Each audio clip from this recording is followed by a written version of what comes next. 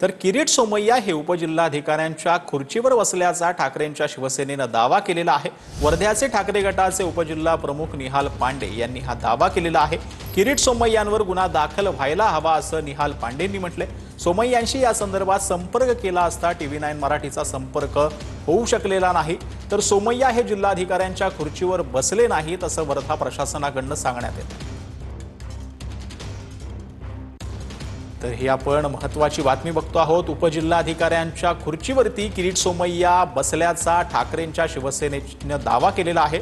वर्ध्याचे ठाकरे गटाचे उपजिल्हा प्रमुख निहाल पांडे यांनी हा दावा केलाय। तर या संदर्भात किरीट सोमय्यांवर गुन्हा दाखल व्हायला हवा असं निहाल पांडेंनी म्हटलंय। तर या संदर्भात किरीट सोमय्यांशी संपर्क केला असता त्यांचा संपर्क होऊ शकलेला नाही। या प्रकरणात त्यांची बाजू समजून घेण्याचा प्रयत्न केला, परंतु वर्धा प्रशासनाकडून जे आहे ते किरीट सोमय्या जिल्हाधिकाऱ्यांच्या खुर्चीवरती बसलेले नाहीत असं सांगण्यात आलेलं आहे।